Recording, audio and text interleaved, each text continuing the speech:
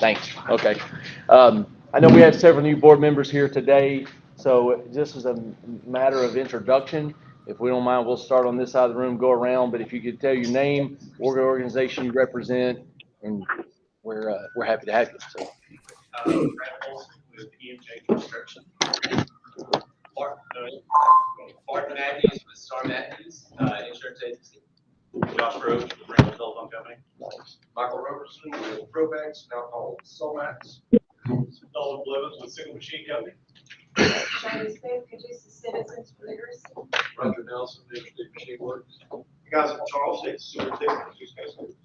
Amy Jackson, I'm the president of Caduceus County Chamber of Commerce. Stephen Henry. Angie Stevens, CHI Memorial. Mark Collins from Metro. Melissa Butler, Director of Secondary Education for Caduceus County Public Schools. Randy Matheson, Primary Healthcare Centers. Gary Siss, Sheriff, Caduceus County. Jonathan Cannell, the CEO of MedStat. And Marissa Brower, and I'm the CEO of the Academy. So thank you all so much for being here today.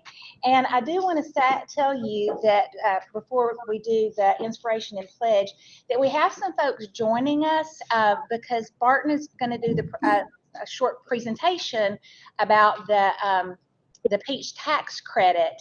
And so we have some of our friends from the Charter System Foundation and from the Georgia Foundation for Public Education, and then Mark Hartline with Shaw could not be here in person, but he's joining us virtually. So, Well, it's exciting to see some new faces. It's exciting to be in a part of Catoosa County. I know that most of you guys heard some great news last night about some a hospital coming here. There's a lot of people sitting in this room that have had a lot of work to do with that, and I say that because this College and Career Academy has the same potential impact on our community as a new hospital would, because this is our young people. And so thank you guys for participating in this. Thank you for being on the board, and we're really excited about the future and definitely with the leadership of the new superintendent too. So we're excited. Great place to be, great community. So thank you guys for coming. With that being said, Marissa has an inspiration for us this morning, and then the pledge. okay, this is from John Maxwell, Leadership Promises for Your Week. Sow a seed, change a life. It's been said that we make a living by what we get, but we make a life by what we give. Helping others is something you can start doing today, whether it's spending more time with your family, developing an employee who shows potential, helping people in the community, or putting your own desires on hold to benefit your team. The key is to find your purpose and help others while you are pursuing it. An entertainer, Danny Thomas, said, "All of us are born for a reason, but all of us don't discover why. Success in life has nothing to do with what you gain in life or accomplish for yourself. It's what you do for others." If you would please stand and join me for the pledge. I pledge Allegiance to the flag of the United States of America and to the republic for which it stands, one nation, under God, indivisible, with liberty and justice for all. Welcome. I did not bring enough copies of this. Hang on. We Oh, need to yeah. set the agenda. Do you want me to make Give me copies? 1 second. Oh, okay. You want to go get the copies? Yes. Can you make copies of what Barton has? Yes. Before we get there, Barton, but before you actually do your presentation, I would like to, if everybody saw the agenda, I believe it was emailed out last week. If everyone could look at that, and if everyone approves it, we'll. Does anybody have any discussion on it? Okay. Well, I'll move to approve the agenda and then accept it.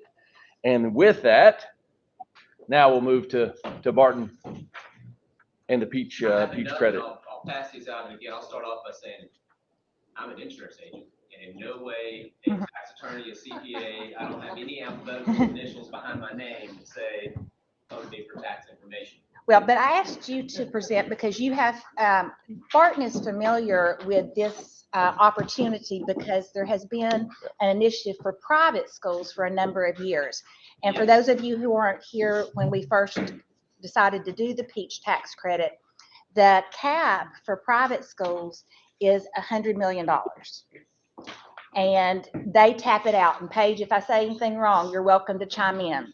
So the Georgia Foundation for Public Education took on this opportunity for public schools this year, and the cap was $5 million. Well, when I was put in contact with Paige, only $750,000 of the $5 million had been claimed. So they were gracious enough to let us apply for $3 million in the expectation that we can continue going forward with this, and it will help get more money for public schools in the future, because this is such a great opportunity. So Barton is not here, as he said, as a tax expert, but just as someone who has experience with this initiative. I'm still yours. And if you have questions, reach out to me and I can connect you with the right people that works on this for us. But basically you'll see, and on the Peach State tax credit, I don't know, there's a link, the donation amounts and the credit amounts on the front page. There's another link that takes it, and they've updated this to incorporate C corporations and S corporations and pass through tax-paying entities. But basically by what we were told, by making this tax credit or tax donation and designating it, it decreases your overall taxable income in the state of Georgia. So if you have a 5.75 taxable or tax rate in the state of Georgia, you can donate 75% of that to a designated institution, Coosa County Career Academy, and it decreases your overall taxable income for the federal tax rate. So therefore, you end up saving whatever your federal tax rate is on that donation. So a quick example, if you have a $2 million taxable income, and it'll show you with the credit and without the credit, what your federal tax pay.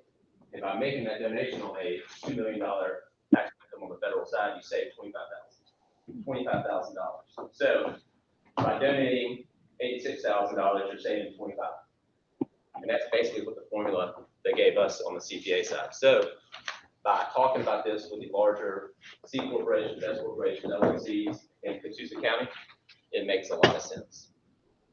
And for those of you who, like I said, who weren't in the discussion when we first started this, you get a dollar for dollar credit on your Georgia taxes. So in this example, that. Well, you get a dollar for dollar credit on your overall Schedule C on your tax. Okay. So it decreases your overall taxable revenue in the state of Georgia and federal taxes overall. There are some line items though with that. I think some of the rules that we looked into, you can't donate to a school where your children go on the public side. And then you have to apply now, but coming up for the next year's season. So you do prepay that tax on the front side. If that makes sense. But overall, you save your federal taxes on whatever you donate to the Georgia Peach State tax credit. And that's the savings that you will receive. And so for our friends who are online, I'll make sure that I share these documents with you. Does anybody have any questions for Barton based on his experience with this? Yeah, I want to know the person that's making $2 million and only has a 30% tax rate, because I want to be in that bracket. I don't think that's accurate, but I mean, other than that. It's usually bigger than this, and so I downplayed it a good bit. Because that shakes you. Yeah, it actually should be a lot more than that on there. And so basically the federal tax rate, whatever you're paying on the federal side, what your savings would be on that donation. And so I'm just giving you a hard time. The company is already paying into this program for a college that's set up. Do we have, the reason I'm asking this, we're doing a program after I got into this flower counts, but do we have to get it reapproved to do it at the school, or can we just go back in and say we only want to give this much to them and this much? So we asked the same question, and you can get approved twice. Once for if it's a private institution and for a public institution. So before the public side was available, we had already done the private side. And so we went back, and you can get approved twice and designate. So we're just need to get approved again. Yes. Okay, I just need to get that. Yeah, and it's really easy. The application is very easy. I have a question. If you have a S corp, can the S corp get qualified and you as an individual get qualified, which is, So we asked the same thing. you can? Paige?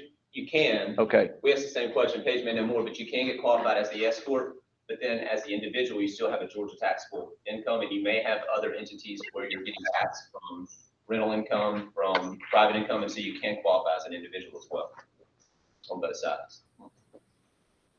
great information. And so if you've already applied and gotten approved for the private side or whatever you've done before, you still can reapply for the public side through an individual application and continue down that road. And that's what we're looking into. And as I shared yesterday, we have about $125,000 committed right now. Those are the things that have been approved, but I know there are some others in the pipeline, mine, for example. So I applied last week, and I'm still waiting for approval, and I expect that will come through this week. And then, but we do have some additional ones in the pipeline. When are the application due dates? Is it December 31st? Okay, But you have to submit your payment by December 31st to get credit for your 2023, or on your taxes. for 2022. Yes. Okay. It's my understanding, just like any other donation. So yeah, Is that- I think, and Paige may know more, you can apply for last year that there are currently open space that is available, but also apply for the 2023. Go ahead. So that next year. I think you can only apply for this year, and then January 1st, you can apply for the 2023. Correct. You can make your payment after December 31st, but it's the sooner the better. You're really supposed to do it within 60 days, but you can do it as long as you get your credits put in by the 31st, then you should be able to make the payment once you get approved, even if you get approved the first or second day of January, 3rd or 4th, because DOR will be on vacation at least through the 2nd. I mean, holiday, not vacation, holiday. Yeah, well, And then, Paige, I think as we discussed previously, the amount that we've been approved for, we're going to be able to continue into the next year. Definitely, yes. So I- Yeah, if you go to any business owner and you tell them you've got an automatic 30+% return on an investment they can do to a local opportunity, I mean, it's a very big no-brainer. And just directing them to the right place to fill the application and make the assignment. And I also provided you with a list. These are the contacts that have been made so far.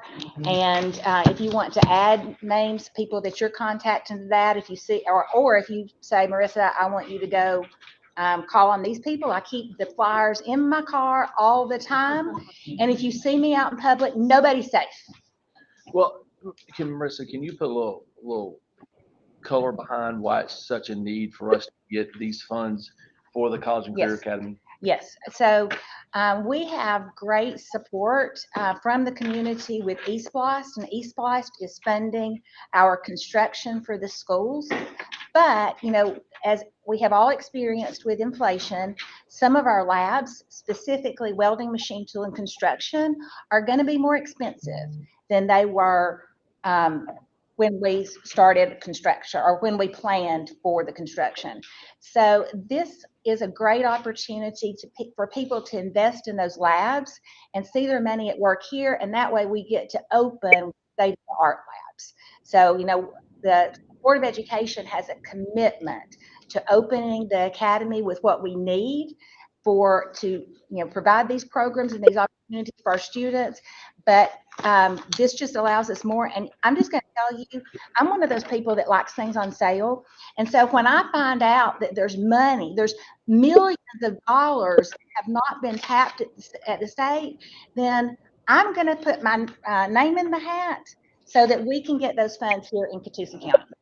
Paige had a hard time, because I'm a little bit shy and it's hard to get me to go out and ask people for money. But, hey, we had the opportunity to get $3 million and we're excited about it. Also, Marissa, I sent out yesterday for chamber member, you got an email from me about this, and you can pass on, you can forward that on to other people. It's got the link for the graphics and all that in it. So it went out yesterday afternoon about 1:45, 2 o'clock. And so feel free to, Marissa and I worked on that together. So the information's correct. It's not me, it's her. So, but if that's there, it's in your inbox and you can take that and forward it on, and out to all chamber members yesterday. So that's over 1,000 emails. But feel free to your words behind it, we can pass it out. I think that's another good way to get that out. It's in your inbox now.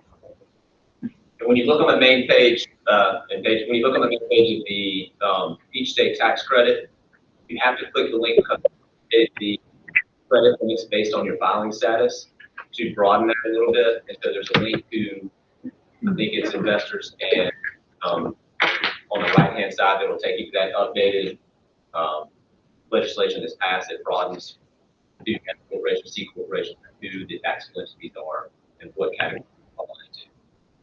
Thank you. All right, so my friends that were here for this part, you are welcome to stay for the rest of our meeting and training with Dr. Plunkett. Or if you have something else you need to do, Mark, you have to stay. Thank you. Thank you, everybody. Bye. Thank you. Thank you.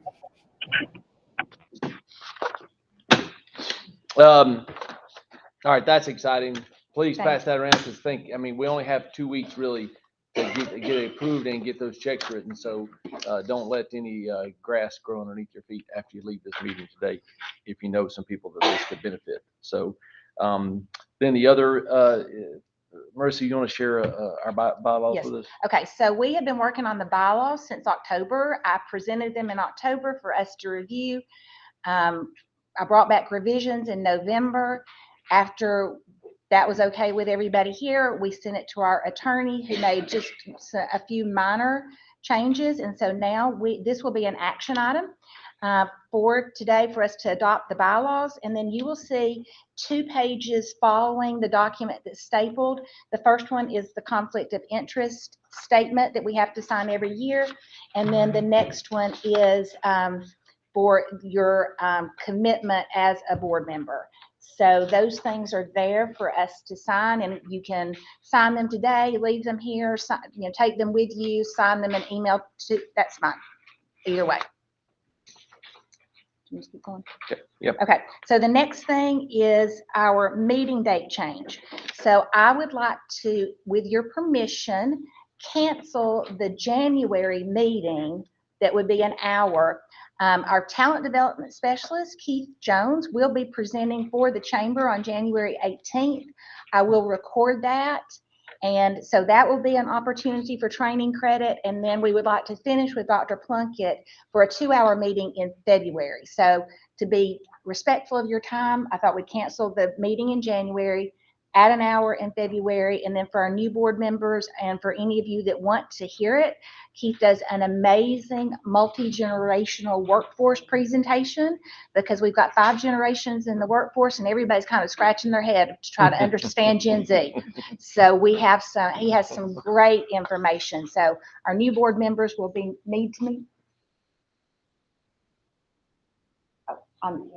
Okay, thank you, Peggy. And like I said, new board members will be required to watch it. The rest of you have the opportunity. And Peggy just told me we need to vote on that. So since it's up here, we'll go ahead and do the motion in the second. You want to vote on it now? Yes, or you yes, want? Okay. Let's just go ahead and do that here since I didn't put it in. Okay. So can I have a motion to vote on changing the meeting date? Second. Second. All in favor? Any noes? Okay. So moved. Excellent. The next thing, I wanted to let you know about an activity we have planned to market the Career Academy to our career technical agriculture education teachers and our counselors, because we understand that marketing the academy is something we have to do internally as well as externally.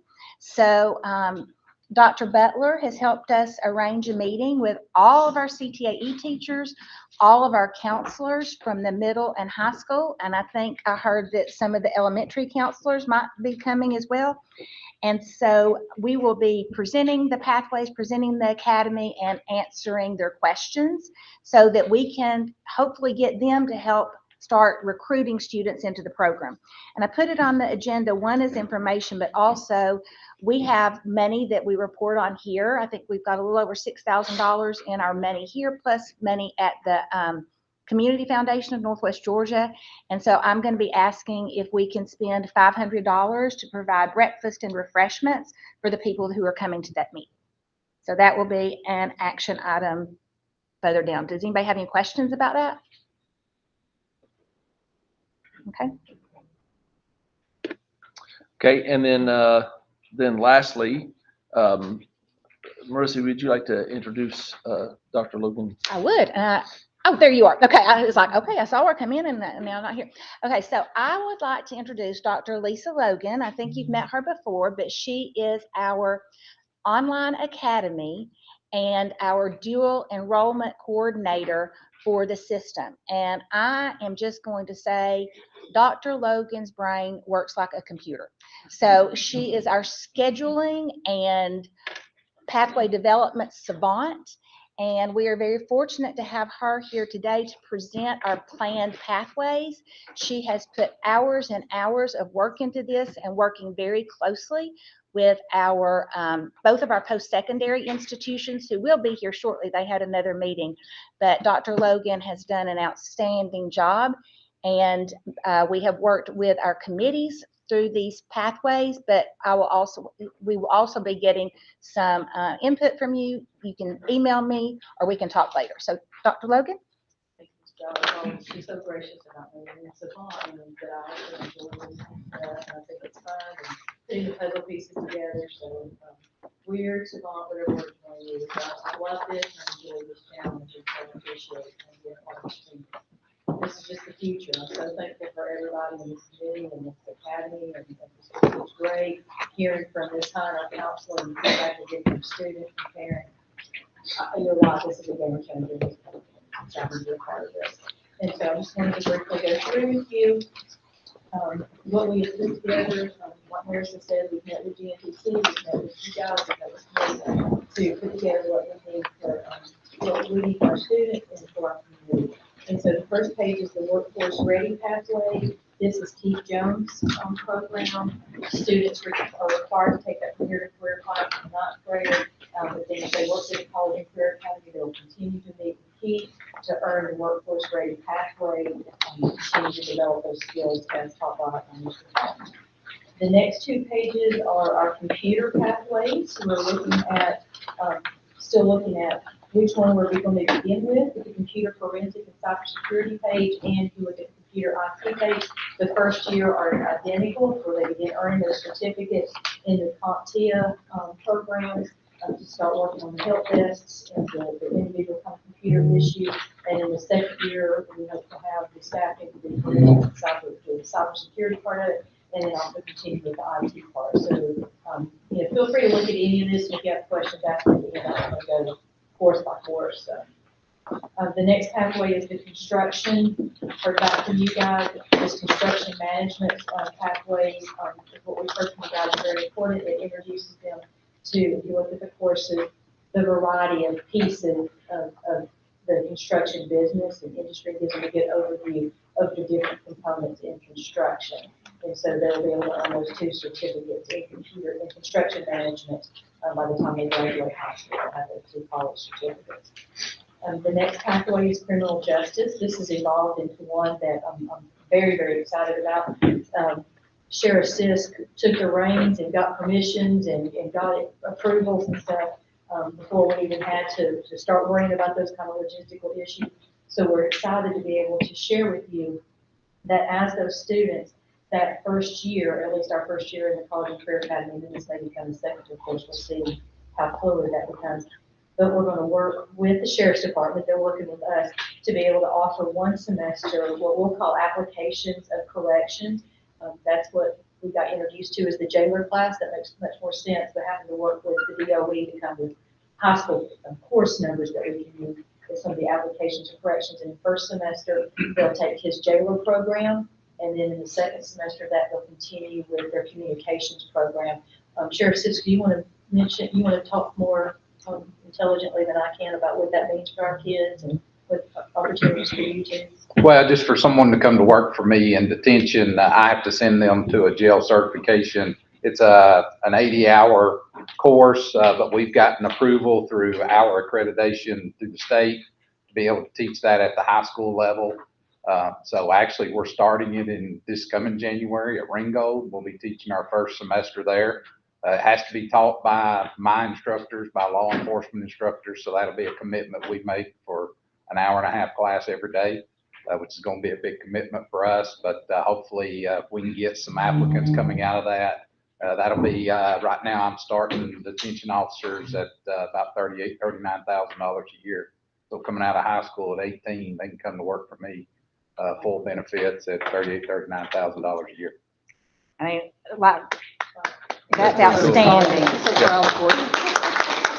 And I'll add one more tidbit. He's also allowing us to put 17-year-olds in that course. And when they turn 18, then he'll test them so they can start that job. So we're waiving that 18-year-old requirement to take the course. We just have to work to their 18 to test. So he's really trying to get them in there. So, and we do have our charter system consultant here, and when Dr. Plunkett hears innovative things like I that, just it just love makes her happy. It makes me So- really happy. So I think Okay. that's great.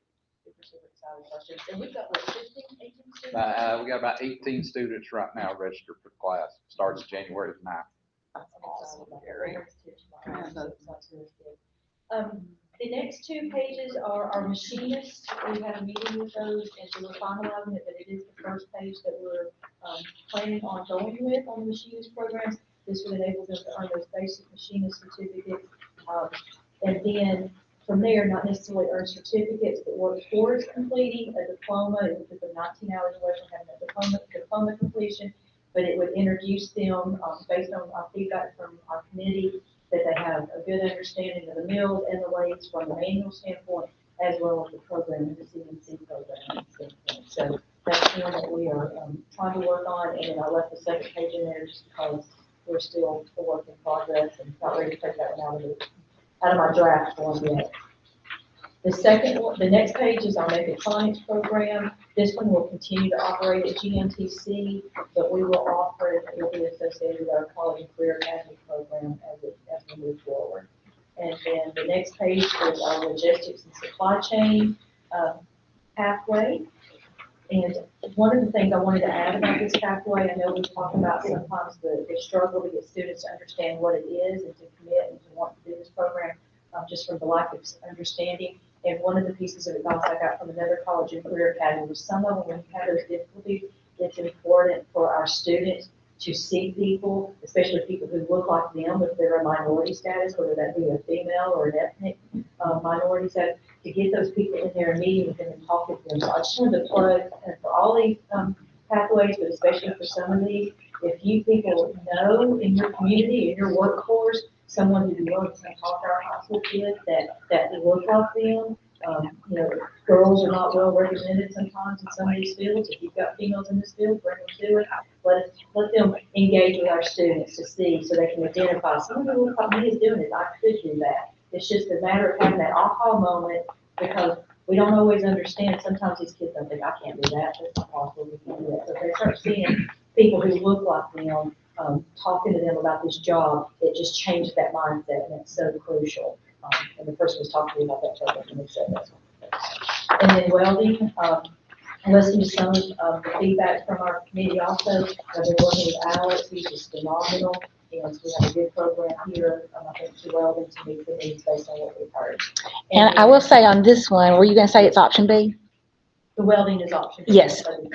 So if you're not familiar with option B, we have the opportunity for students who may not be able to see the end of the road of doing high school work to get 2 English, 2 math, 2 science, 2 social studies, and then 2 technical college certificates.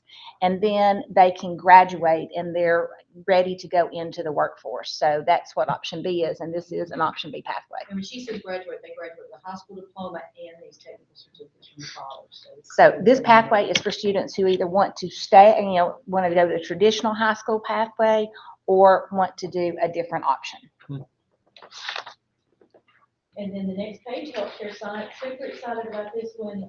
Marissa helped set me up with some people who are in other counties that College and Career Academy is teaching these, and have learned that these, the CNA, the patient care tech, that CCMA, the something medical assistant. Certified. The other six, certified clinical medical assistant, and then the diagnostic phlebotomy.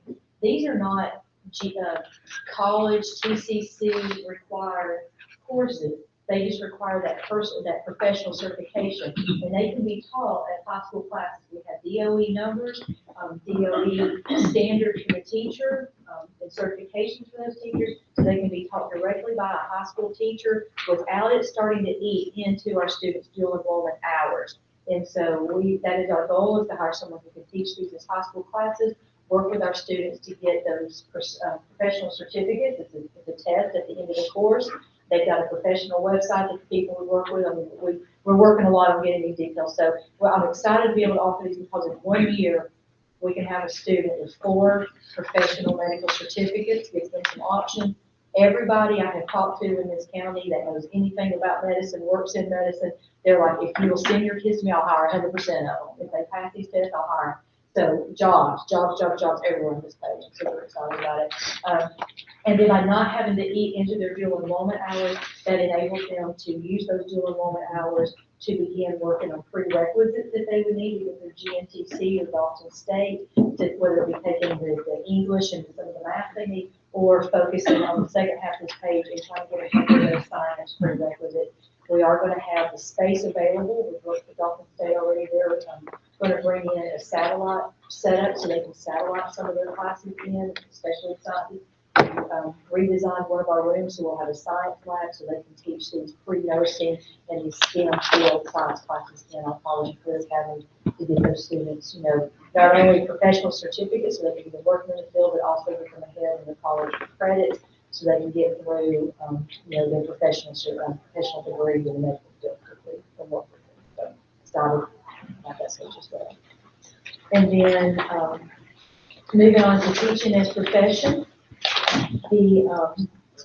What we're looking at, so we're still working with GNTC. They've got a couple of things that they're pursuing for us to see if they can help us maybe modify our teaching as profession pathway a little bit, but since we don't know where that one's going to land, so this is our plan right now, or at least year 1, is we will teach the teaching as a profession as a high school level pathway, and then pair it with the GNTC general ed elective that they've got to do before 4-year colleges will allow them to begin taking their actual education classes.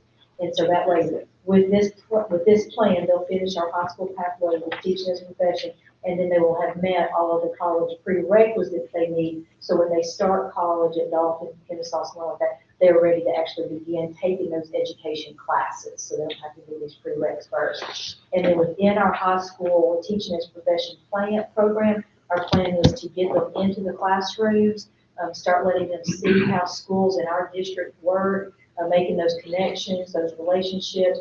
With us being a district model PLC school, we have a very high standard on how things are taught and collaborated. And so we'll start working with these students when they join our college and career academy to help make sure they understand really effective teaching practices and the solution tree model. And Dr. Butler and I talked, and students who are more interested in the secondary level, we're going to work with the middle school to at least let our high school students get in and maybe work with 6th grade and down, so they can start seeing that secondary experience, and then have that exposure to all of our schools so they really understand. So hopefully they'll want to come back to us, and they'll be our teachers in 3.5 years.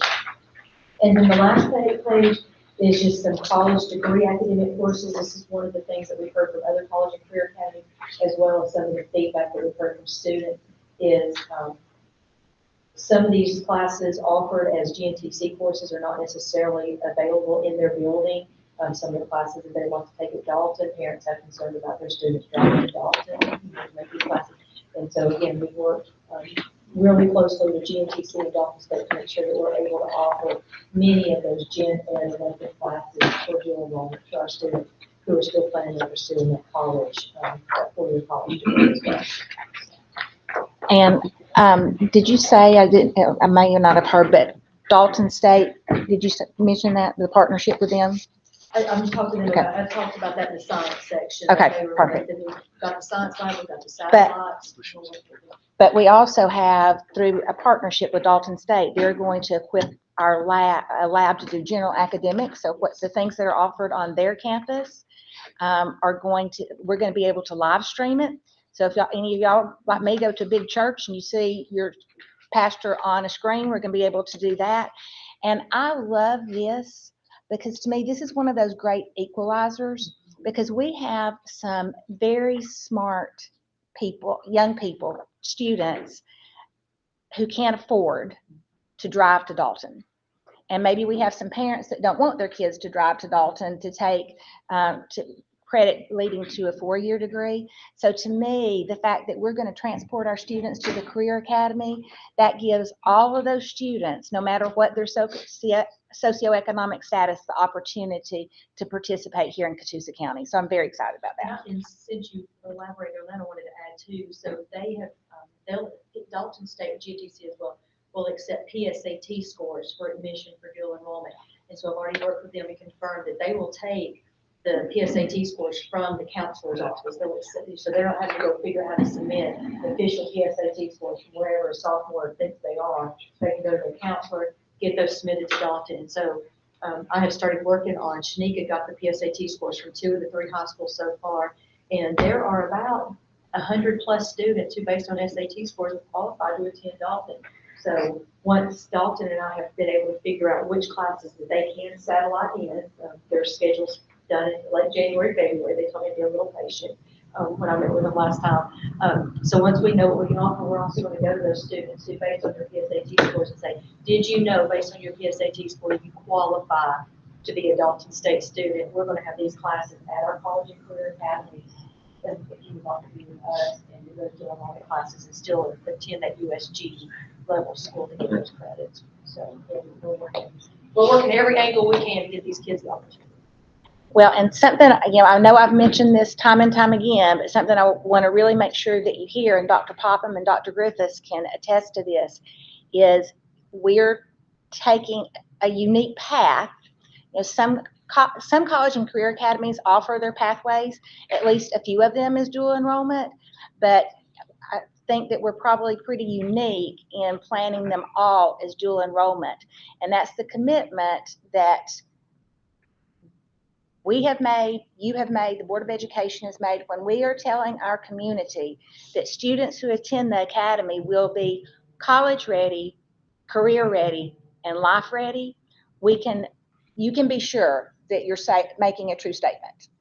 So, and then you have another sheet following the pathways, because we will be developing the brochures that we will use to market to our students, because they will be registering in January, February.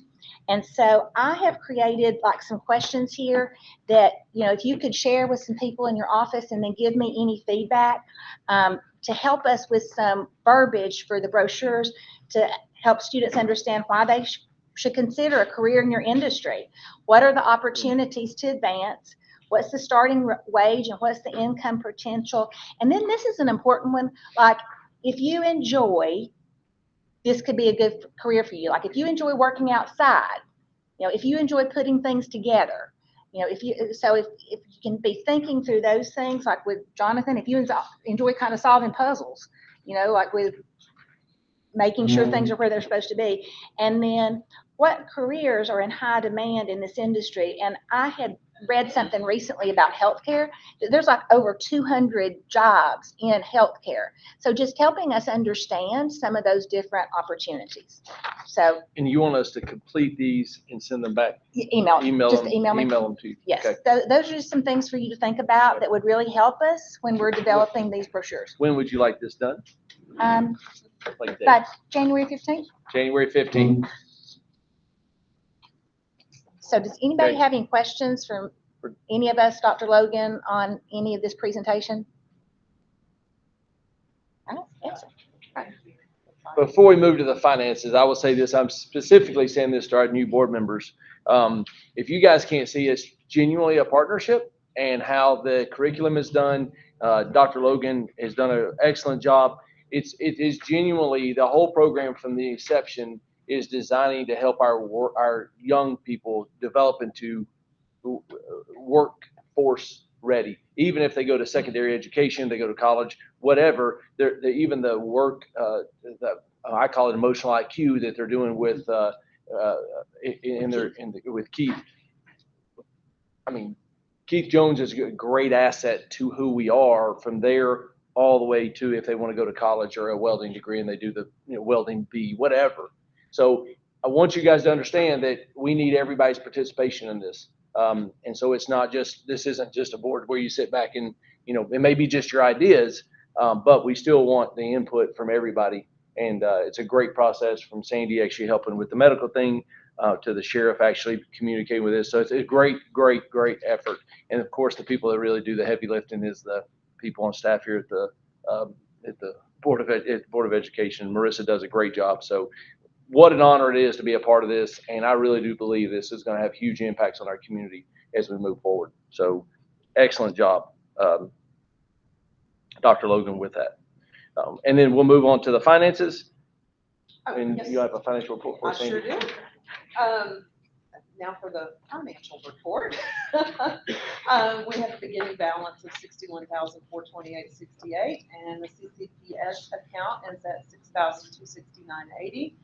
And we have designations of welding machine tool of $200,000 for total funds of $267,698.48.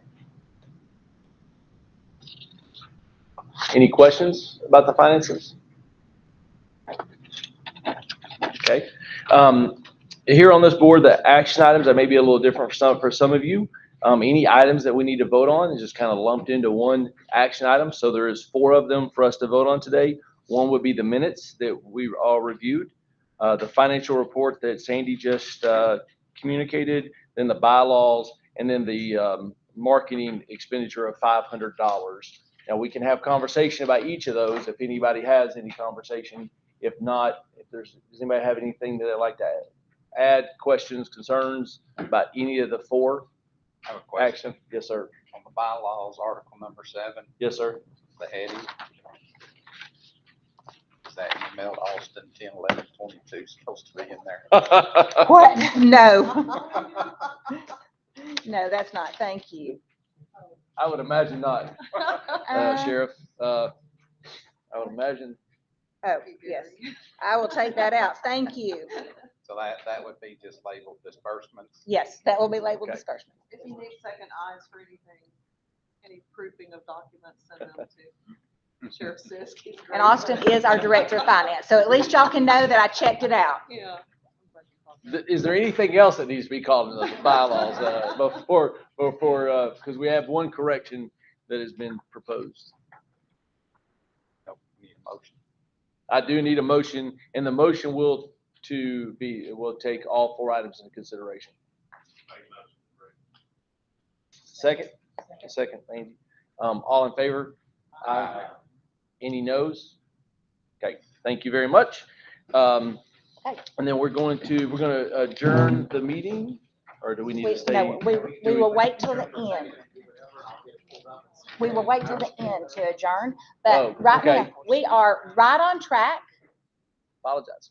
We're right on track for a short break. So we're going to get, while Steve is doing his magic and Dr. Plunkett's getting ready, you have 15 minutes. The restrooms are back in this corner. We have some sandwiches, cookies, coffee, Yes, sir. waters over here. And, if you need to check in with your office or whatever, so we will reconvene at 10 o'clock. Okay.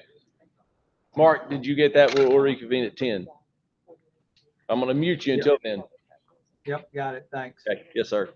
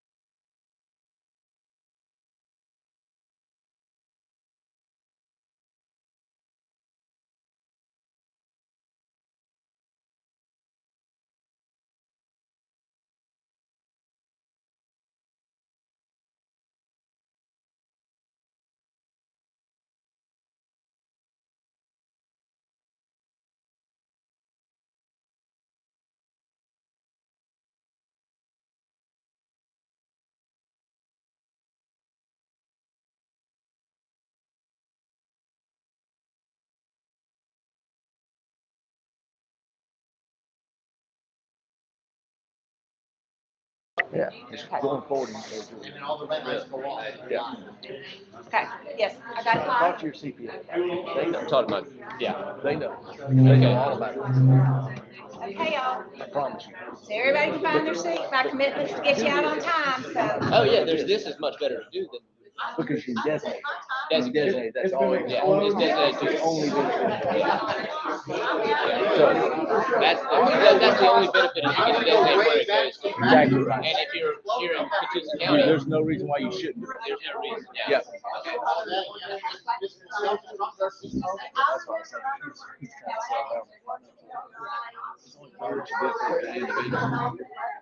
Go to kick.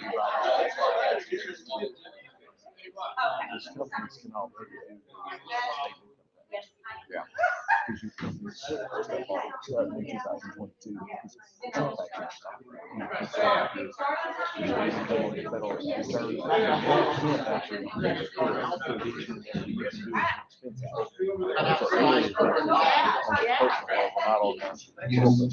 Okay. Thank y'all so much for being here once again today. And so this, you watched, everybody can nod. Yes, you watched the homework video, so you understand what we're talking about is a charter system and our initiatives that we're doing so that we're doing a whole paradigm shift, if you will, in the school system because we are focusing on college and career K-12. And that is so exciting. We've got great support from our Office of School Improvement, and we're working already on a new high school initiative called Reality U, and I'll tell you more about that at a better time. So that's an initiative we've added. We do junior achievement in middle school, and then we're going to be working to put some things in place in elementary school. So that will be part, of what Dr. Plunkett or Lynn, we're calling her Lynn. Dr. Plunkett was another lie. That was another life when I was the superintendent. Yeah, I so wanted that life. Lynn is our charter system consultant, and she is here today to lead us through our we get 2 or 3 hours credit for this. You get 3 hours. Okay, so we spend an hour with her, we get 3 hours credit, and she is gonna lead us through the first part of this training, and then, like I said, we'll review, think about what we've done, and then come back in February to finalize our plan. So, without any more, Lynn, show's yours. Thank you, and I want you to know, I just set my timer on my watch, and at 11 o'clock, we quit. Okay, wherever we are, we stop. And the reason for that is that I really appreciate you all being here, and I appreciate and respect your time. And this is kind of, as Marissa said, this is going to be sort of the first installment of about a 2-month process that we're going to be doing. Okay, well, let me tell you a little bit about me and about Charter System Foundation and why I'm here, okay? First of all, I'm a retired superintendent. I retired from Floyd County Schools 10 years ago, December 1st, actually. And I intended to work for 6 months to help out with the Charter System Foundation and the DOE to work with districts that were thinking about becoming charter systems. Well, that 6 months turned into you see where I am now. So I've been doing this for 10 years. I love it, absolutely love it. I work with a great group of folks. The Charter System Foundation is a nonprofit organization, and our sole purpose is to support our charter systems, and that's what we do. We have a very small staff. We have a staff of 2. We have Dan Weber. You saw him earlier. He was sitting in and listening to the Peach section of it. We have Dan Weber. He's our executive director. Dan is a former Georgia senator, and he actually is a senator who authored the charter system law. And Dan had a great deal to do also with the law that established college and career academies. And Dan now leads our nonprofit. Pam Talmadge is his assistant, and Pam, again, has a lot of experience working with legislature. A lot of the work they do is in the Gold Dome from January to March, really lobbying for our charter systems so that we're not getting laws passed that that restrict you all, and that the laws that are being passed are things that either you can waive with your flexibility or things that will help you continue to do the work you do. We have, on the consultant side, we have 3 of us. We're all retired superintendents. Emily Lindeck works with our metro area. She is retired from Marion City. Susan Avant works with our South Georgia district. She's retired from Liberty County. And I work with our North Georgia district. And as I said, I'm retired from Floyd. And then we have a new team called the Career Development Team, which you all may want to have them come up and talk with you at some point.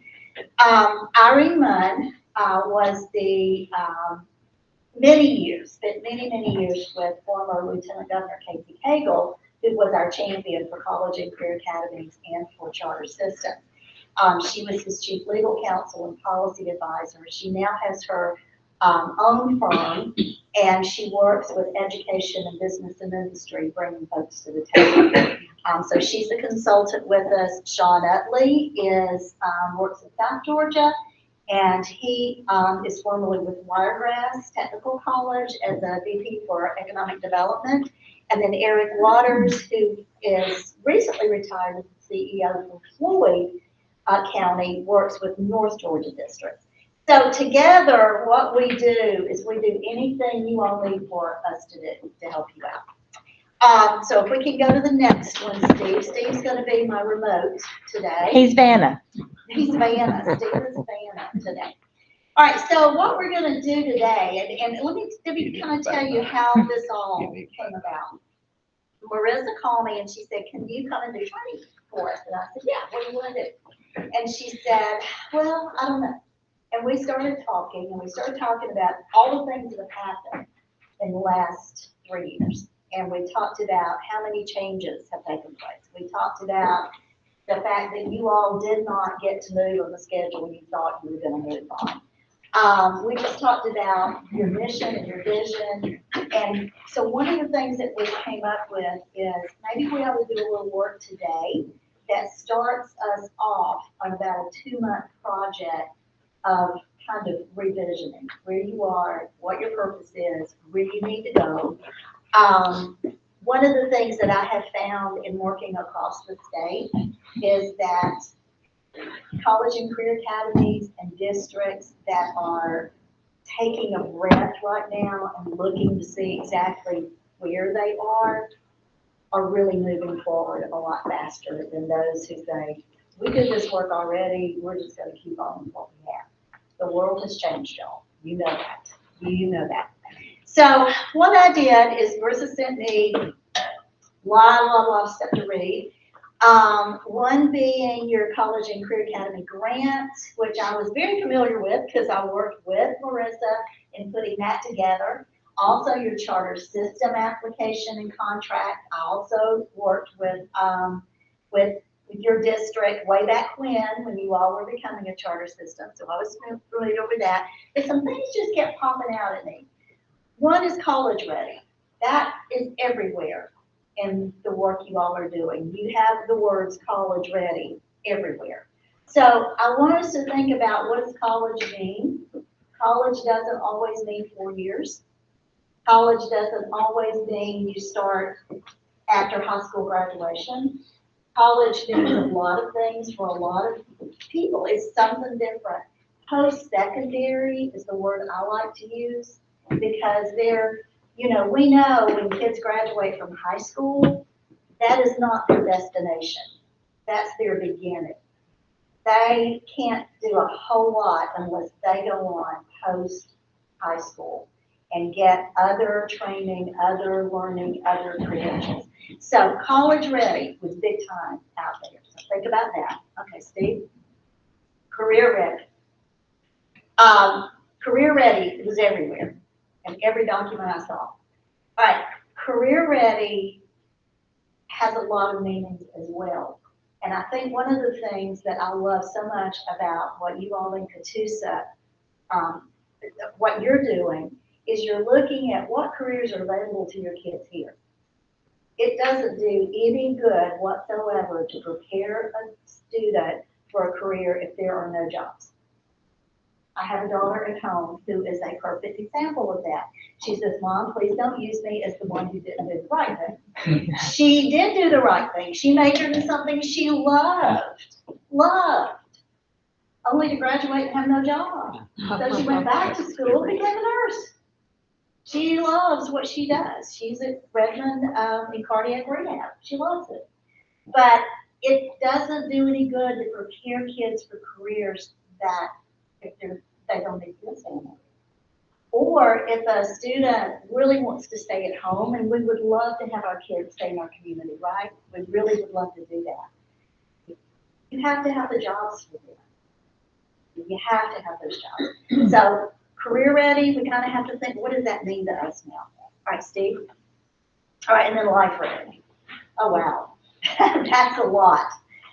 Responsibility, learning to adult, learning to be a productive citizen, learning to do all those things that help to create quality lives for students, and also those things that help them contribute to the bigger community. Okay, Steve? And then lastly, I saw this everywhere, connecting students to their brilliance and employers to a skills talent pipeline. And that's kind of the crux of the work you did, right?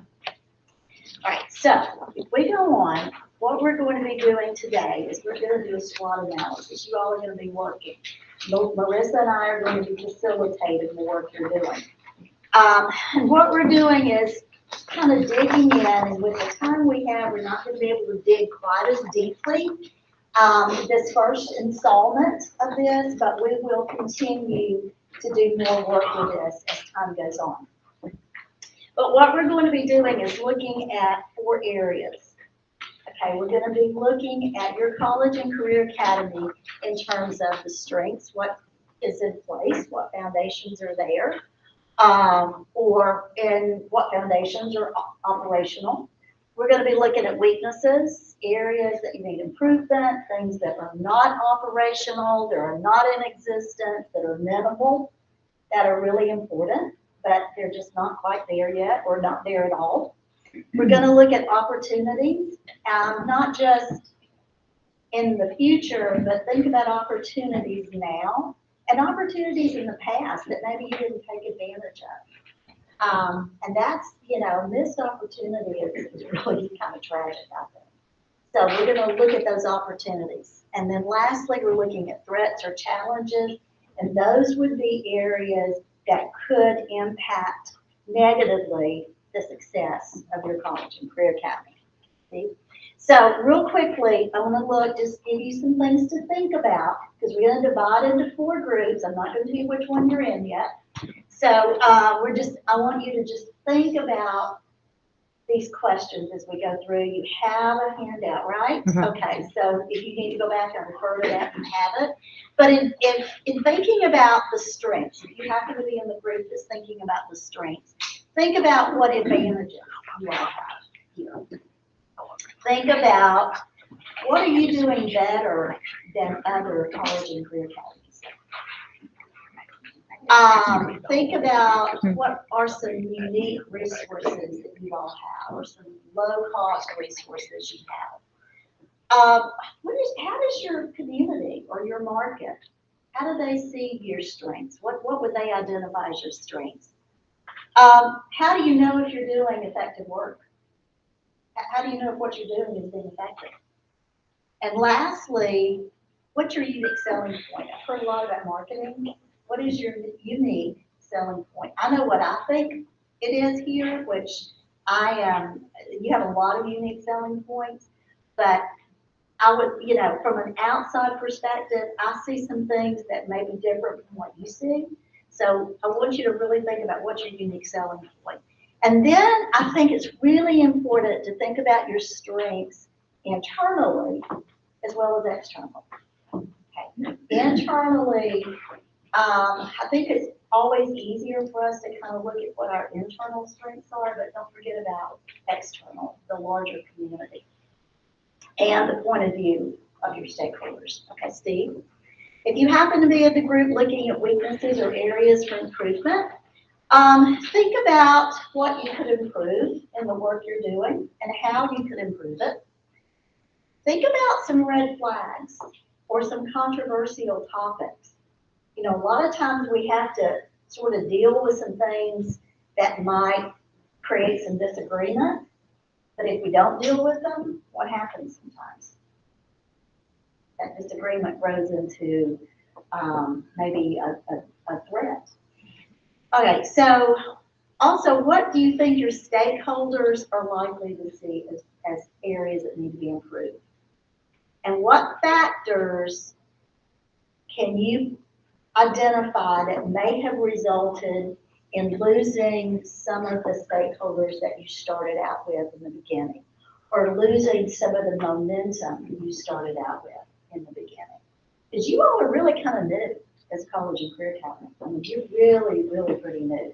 And you've done amazing work for the newness, you know, of your organization. But think about what has happened that has disengaged kids, disengaged business partners, disengaged community, and what do you need to do to get those back? And again, look at these internally and externally. And if you happen to be in this section, working on weaknesses, you know, it's better to be realistic now and deal with it and kind of get it out there on the table. And then as you are looking at how to plan for the future, then you know these are some things that we need to work on. Okay, Steve?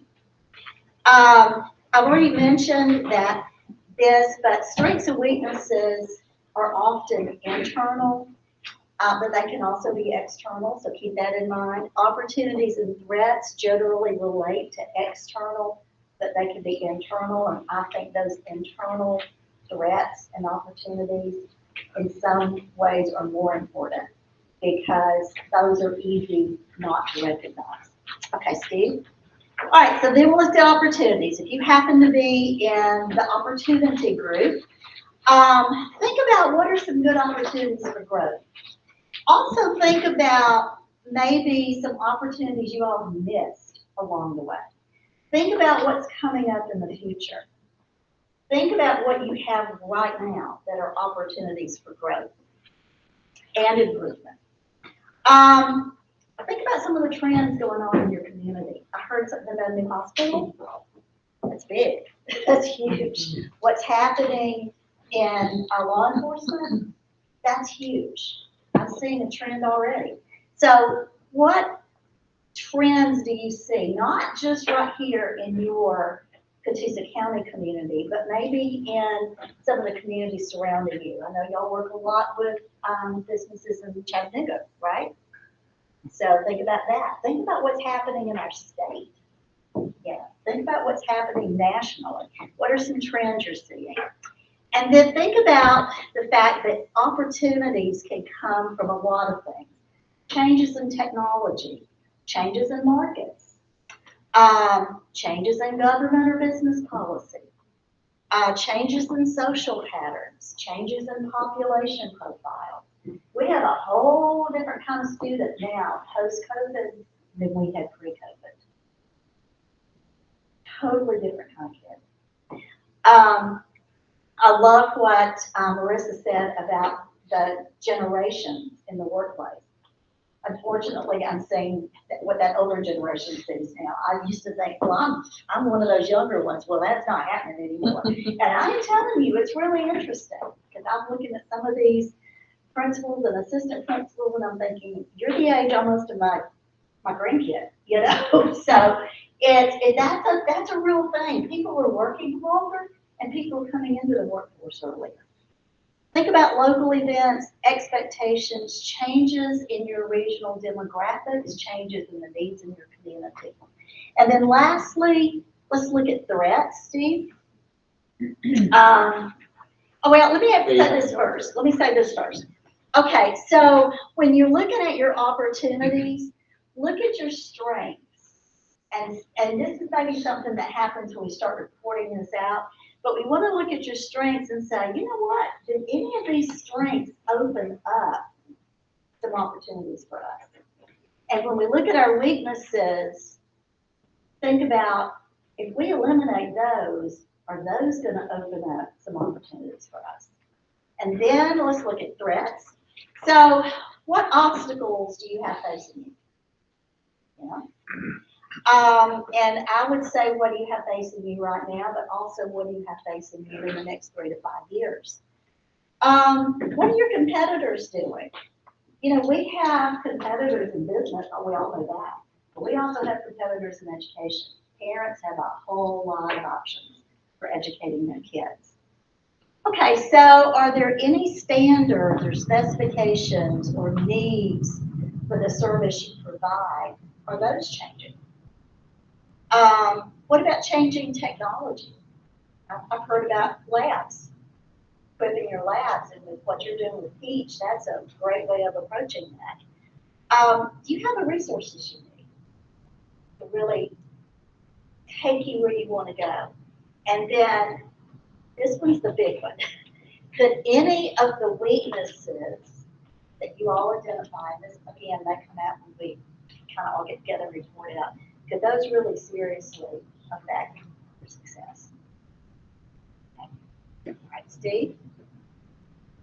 Okay, questions before we get to I will divide them into groups because I don't want 2 of my post-secondary partners to be together. So do you want to tell what we're doing, then I'll divide them in groups. Melissa's gonna be in charge. No, not your group, and it's not my fault, okay? It's not my fault. Okay, so what we're gonna do is we're gonna divide it in 4 groups.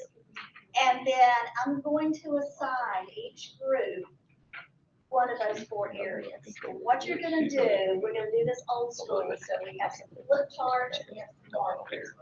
And what I would like for you to do is to just spend, let's see, probably about 15 minutes brainstorming.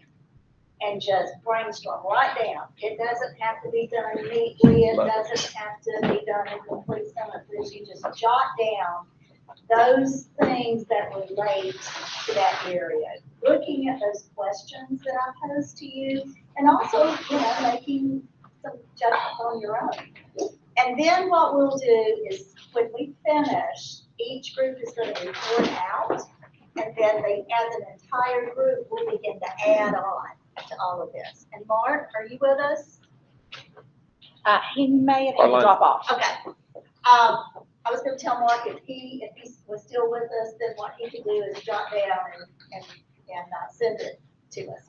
But what we will do then, after we report out, is that Marissa and I are gonna take this information and we're gonna start really analyzing it. And then she will be working with you between now and February, when I will come back and we're gonna really start working on mission and vision. Okay, and setting goals and looking at where you need to go. So, questions? Larissa? Okay, because I was looking at this and I saw my 2 post-secondary partners were going to be in the same one, and we can't have that. So 1, 2, 3, 4. 1, 2, 3, 4. 1, 2, 3, 4. 1, 2, 3, 4. Okay, you're perfect. And 1, 2, 3. Okay. All right, if you are 1, come over here. Here we go. If you are 2, we're gonna go in this corner. If you are 3, we're gonna go in this corner. If you are 4, you're gonna be around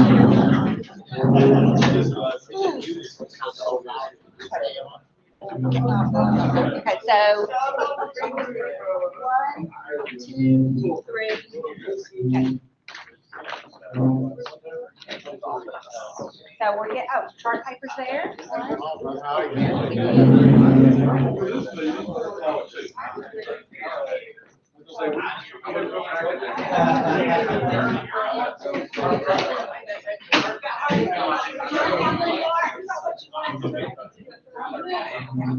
You're 4? Yes, Melissa Butler. Hey there, I'm Josh Roach. Nice to meet you. Is this 4? Yes, ma'am. Okay, for all of you in your groups. Okay, so here's what we're gonna do. How are you?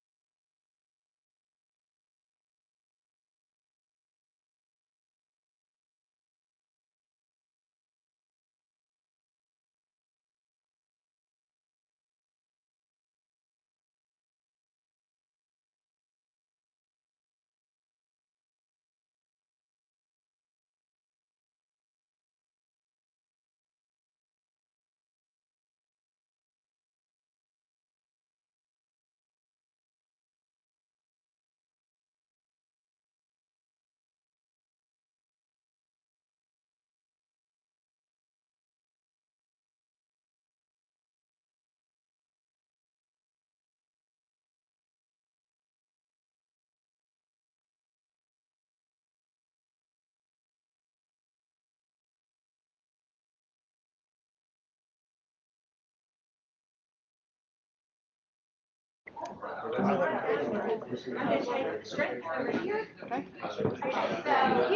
gonna do now is we're stopping. And I love the thank you. I love the conversation we've been here. This is great. So we're gonna stop. We're gonna put the lists. We're gonna put those up. Melissa has those. And we have, okay, so great, we have them all four up. Now, what I'd like to do is we're gonna start with strengths, and the group that did the strengths, I'd like you to talk us through your list. And then as we are talking through that list, if you have others, anybody in the room who has something else you wanna add to that, just shout it out. And Marissa's gonna write that down. So, who wants to report out for the strength group? Well, we'll all talk. So we said our strengths were our community buy-in and effort, and so the part that the buy-in as far as the financial side, people have already made designated gifts, and we're starting with a new campaign, but also the effort. So businesses see the benefit of allowing either themselves as the leaders or their employees to eventually be speakers and to have input in even going to the, talking to students about what this can do for not only their lives, but for our community. So we think that's a big strength. Our momentum, obviously, Marissa has led a team, and we, from the time they said we couldn't, then that fired her to say, yes, we can, and we will, and we'll do better than anybody else. So I think that momentum. Those conversations with her. Yes. And so that's one thing. And then I think that our challenge on that would be just to continue that momentum and also share that with our community. So we're truly college and career ready. So, everything being dual enrollment aligned, if someone does take these pathways and then decides they do want to go to college, they're set up to be able to do that. If they choose to go with the technical job, they can make a great living at that as well. So I think that's a big strength and maybe something we're a little bit unique about that, I think. Flexible partnerships and curriculum to meet current needs and the future needs. So we may set these pathways today, but if we have an employer to come in our community that says we need this type of employee, then we have the framework to be able to provide those trainings for our workforce and our students. Concentration on workforce readiness training. We think Keith Jones is one of our keys. The soft skills training, we think that's probably something that we're going to do better than anybody else. And we've already started it, and we see the benefits already of the students that have gone through that. We've heard them speak and see the confidence that it gives them just in life in general. So we think that's a big strength. And our central location, we believe it's available to all 3 area high schools for the juniors and seniors. It'll be fairly easy to get to for everyone. In addition, the Benton Place campus is just Shirley will agree with me, it's a great campus, and people to see kind of how the county supports, the needs that we have. So, and having it located there is a great location. The awareness of career options for students and families. So we think that this will just allow, having the 911 center will allow students to know that that's an option for a career that they would have never known about or even thought about, or being a jailer or things like that. I mean, just some of these, we think that those are strengths that there'll be careers that our students will be a part of that we need employees for that they would have never known about otherwise. State-of-the-art facility. I tell everybody I have a front row seat. I get to look at it every day coming up. I wish I'd started one of those slow motion cameras so we could speed it up at some point. But this facility is beautiful, and I think kids will want to go there. I mean, their parents will want them to be a part of that, and that'll be part of the marketing that we'll do as well. When is your facility going to be? August of 2023, yeah, it's opening. We will start still in August. Yes, yeah. We will do that, that's right.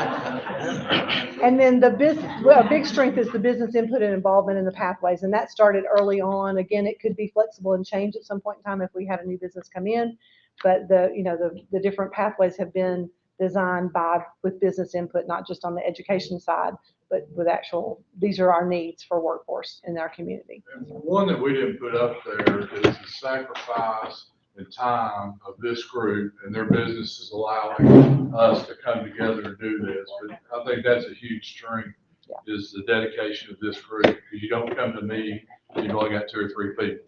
The majority of the people on this board or committee are here at every meeting and putting forth the effort. And tangible, it's hard to measure and tell the community about, but it's the Well, it's backbone. commitment, and Yeah. that is huge. Well, I'm glad you brought that up. That was on my list, because I had a few things that, just in case they didn't come up. So does anybody else have anything that we need to add? Y'all got most of my list. And then I think Lynn will also support what I'm about to say is a strength, is, you know, we had a lot of momentum for College and Career Academy with Dana as superintendent. It was, you know, her vision for the future. It's now her legacy. But one of the greatest threats for College and Career Academy is changing superintendents. And so we have been able to do that there are no words, very successfully. And so Chance didn't go to school to work in school. Chance was out in industry. When he came into the school, he taught in CTAE, so he understands career technical education. And he was a principal of a secondary school, so he understands the kids that we're going to be recruiting. And then now he's superintendent, and I'm telling you, we could not have a better person driving this train because of his background and experience in all areas. So that to me is a huge strength, because college and career academies can tank. I put leadership up there. And another thing I would add, from the perspective of having worked with you all for so long, the last 10 years, I think you have a true culture here of we call it kind of the charter culture, but really it's a culture of commitment and growth and encouragement and community buy-in. It is just, and you don't have that everywhere. I'm telling y'all, you don't have that everywhere. And something else that I would like to add that I see as a strength for you all, and again, this comes from my working with college and career academies and charter systems all over the state. You're not afraid to do something different. You're just not afraid. You're not staying right in your Catoosa County lines. You're going where opportunities are in Tennessee. You're looking at what can we do in our community, but what can we do in other places that will provide a good workforce for people who live here. So I think the fact that you're just not afraid to do something different, and that's huge. Okay, wait a minute. Okay, pertaining witness. I've seen this happen many times when we get into we're doing SWOT analysis all the time in my line of work. Some of these mimic these strengths, which is interesting. And I think from our perspective, what we need to do is highlight weaknesses as imagining these things if we don't pay attention and keep our strengths. So first of all students meeting minimum requirements to participate. This is academic, even disabilities. Is that something that may be a weakness that we need to watch out for? Consistency and community support. Well, this has to do a lot with succession. We have a core group of people who are committed to the board. What does that look like 2 years, 3 years, 5 years down the road? Businesses are involved all right now anyway, so you just don't know what it's going to look like. So internally, do your businesses have a plan for continuity of community support? And that message, and how we write that into our daily work. Agility and flexibility to meet the workforce trends. We seem to have to be on top of things. What's it look like? I don't know. 3 years changes a whole lot. I hope we don't change the rate of change we did in the last 3 years, but you don't know. Succession of board members, of course, and liaisons. That's the word I want to use for those business leaders being involved. Staffing challenges, either external or internal, within the board or within the college career academy. Compensation rates. That's a big thing that I'm looking at right now. Education levels going up, technical proficiencies going up, salaries are going up, which affects everything. So what's that plan look like? Communication platforms. It's always good to hear about involvement, about how strong we are and committed we are.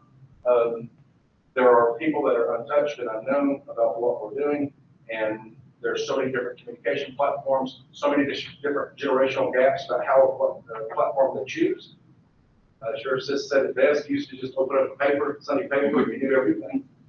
It's not the way it is anymore. So, whether that's social media, different news outlets. And all this really just goes to funding. If we want to get down to brass tacks, all these impact funding. So, labeled as a weakness on this chart, but primarily from the perspective of if these are not challenged and supported, obviously we'll have funding. All right, anyone want to add anything to that? I'm pretty satisfied with what I've got. I'm glad. You know, she talks to me all the time. I don't like her, but because I call her back. I'm glad to see that, the group identified this one, because that was one of the things on my list. And, you know, that is, I'm gonna have to take a lot of responsibility for that. And the way I'm presenting it is a weakness, because I'm going to be managing our website. Steve is a great help with everything I'm about to say, but he has another job. He's the director of technology. So I will be responsible for our website, social media, developing the brochures. And we need a lot of video content. And like I said, Steve is great, but unfortunately, superintendent keeps him busy some too. So, you know, those are, you know, something that I'm identifying as a weakness. You know, kind of like we have a lot of hats, and I love every one of them, but I know personally that this is something that is going to, that I'm going to really have to focus on to move that into a strength column. One thing is not very many college and career academies or school systems have this, but having a succession plan is so very important. And, you know, it's not necessarily pinpointing a person who's going to go in this job, but having that depth within your organization where you're doing a lot of cross-training, where you have more than one person who knows something. And that is important. And if you don't have a succession plan, I would say that's something that you might want to think about. Okay, so don't be planning for my replacement yet, because I plan to stay for quite a few more years. She's staying until I leave because she wants my job. Exactly. Okay, so, and my husband won't quit spending money, so I'm here for a while. I may be on my walker, but I'm here. Okay, So we got 5 minutes for the last two, so I'm gonna get you out on time. I know, my watch is gonna buzz. I got one or two. You already said, go ahead. So opportunities, we see our community is in a growth phase. We see a lot of influx of residents from other states even coming into this area. We see that as a tremendous opportunity to capitalize on that. We're building the foundations of the education world in that. These families coming in see the value of Catoosa County education. And then, to the point that Sheriff Sis made, our law enforcement community is strong. We're building in that community as well. So in our area of opportunity there, and the students coming in with these families, being able to pour out into that system. But the cost of living in our community is low, which presents us with a tremendous opportunity of growth. Why not build right here in Catoosa County? All of this, you know, these jobs, these careers that we're talking about, the business, good place for business to be because of the influx of population, and the cost of living is really behind that. So we see that with the low cost of living in our community is an opportunity for us to build off of that with the Career Academy and business in general. And then that ties directly into business, having an opportunity here in Catoosa County. So really that mindset of shop local, that came from while we were talking about this, do business local, invest in your workforce local, the College and Career Academy, and live local, the cost of living, cheaper cost of living than some of our neighboring counties. So everything pleases us to have a very local, all-in-one community. And then the culture that's bringing in, certainly more open, becoming more open to younger employees and things like that. And I don't know anybody in business has had to reshape their mind about the age of people coming in. You just have to learn to work with these newer generations because you don't have all the options all the time. So bringing a culture, a much broader culture in perhaps what we've had in the rest of our years. You know, I'm caught up Catoosa County, so I've lived in this culture my whole life. So seeing that mindset change and shift a little bit is room for opportunity for all of us. But then opportunity in growth and had to be an entrepreneur in Catoosa County. The benefits of this could bring that, but the opportunity is there for others as well. Hopefully I didn't go much on that. No, you're great. Any addition to that? Okay, so I have two, okay, in this one, and I won't write them down, you'll see on your list when you get it. So, and these are things that y'all wouldn't know about, but we have a very strong partnership with the Chamber and the Economic Development Authority. So I'm included on the monthly visits with the Economic Development Authority, the Chamber, and our economic development person from Georgia. So I think that's a great opportunity. And then also, and we mentioned this a couple of times, but I say we have a dotted line instead of a solid line between us and Chattanooga.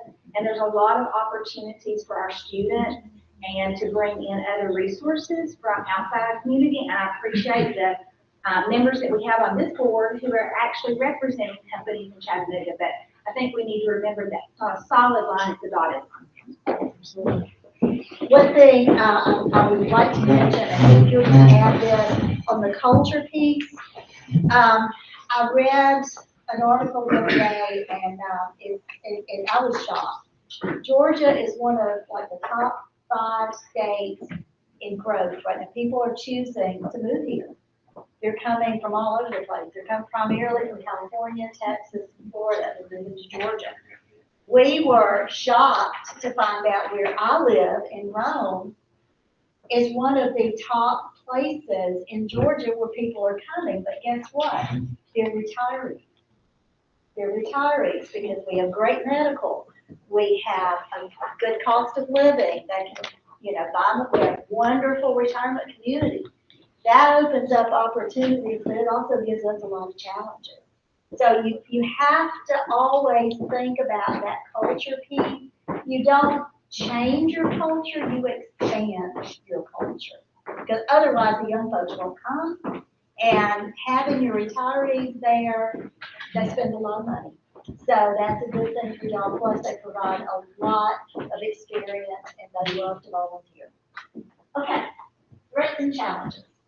And piggybacking on that, I think it's been great to hear, some of the strengths and opportunities were also threats that we looked at. Yes, there is growth going on in the industry, there is growth in population, but does that keep going? How do we keep that going so that maintains, a strength and opportunity and doesn't become that great challenge? That goes back to that momentum over here that you said could possibly be a challenge. Right. Challenge that we see is job placement for students. Again, if that growth in industry starts to slow down, if where we've got the academy set to be educated kids doesn't stay in tune with the industry and the county, then that job placement starts to become challenged. Another one I brought up, lack of information or misinformation. Our school counselors reaching kids, that becomes a challenge of making sure that we can get the marketing, the materials in those hands and then giving those counselors time to get kids. Our parents inform the differences the academy can make. There was discussion of a lot of families, a lot of traditional parents, a lot of traditional grandparents believe that, for the kid to succeed, they've got to go to that college, they've got to go get that 4-year degree. But, teaching the parents as well as the kids that there are other opportunities and paths for them. I think that gets a little bit in that breaking the norm of the academy versus college. Adapting the academy to stay current with changing needs. I think that was listed as a strength and certainly an opportunity, but we've got to be open to and listening to the industry, listening to the community to know what's coming, what are the future things so that we can start planning now to meet those and keep that as a strength instead of a threat. And then the last two there, enrollment decline. Always a threat, and then reduced funding or legislative roadblocks. Are there state things that, or county things that could be coming from a legislative standpoint that defeat that threat. Do you have anything to add to that? Well, I did, and it was mentioned in weaknesses, but, you know, as you are experiencing in the industry, one of our challenges is going to be recruiting people that can be dual credentialed from industry and paying them a wage that would be attractive enough for them to leave industry. So, and then another thing, and this is just like a short-term to me challenge, but something that, you know, we're really focusing on is recruiting students into the school when we don't have a school for them to sit. So for this first year, that's a little bit of a challenge. We know when they can see the school, it won't be, but that's just something that I'm looking towards for this first year. And I'll add those on what I send to you. Because I feel that Lynn said her part, we got 2 minutes, and we're out. Okay, and my watch will begin to. And I have 30 seconds. Yes. One of the threats that I see, and you guys are all leaders in here, a great president once said this. He said, what is the number one quality of being a great president? He said, understanding that you're not the smartest person in the room. So I will say this, it's easy for me to say that with all of you guys in here. The collective power of knowledge in this room right now, guys, I promise you, and you know this, is very significant. But here's a threat. There's going to be decisions made, and just like in your business, that not everybody's going to agree with, right? You do it every day because you're a leader. Job said, if you want to make people happy, sell ice cream. Don't be a leader.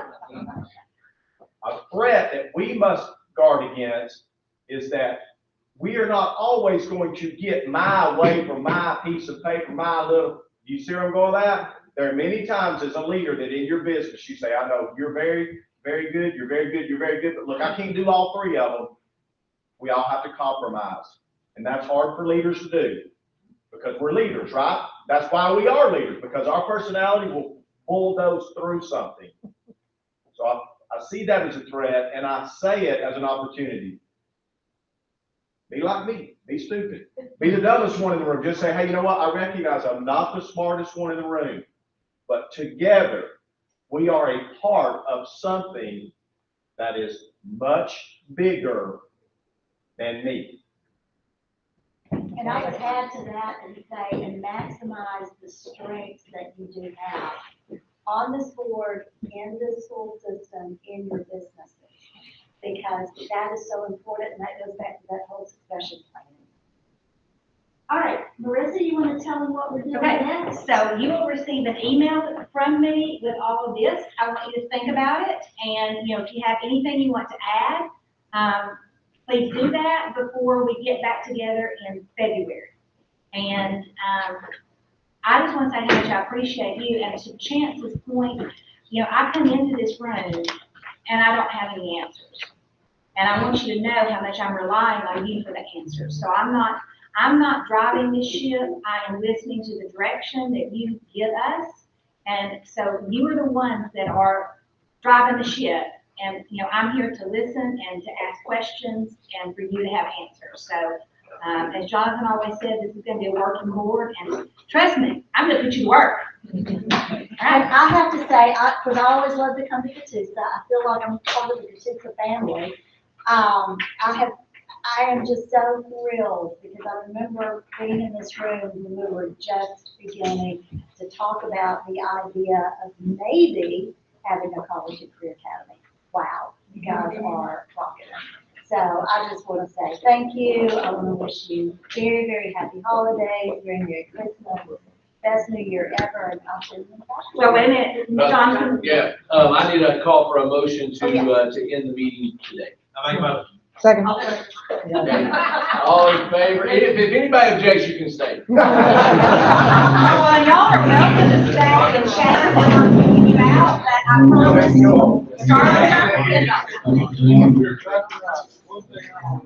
Yeah, well,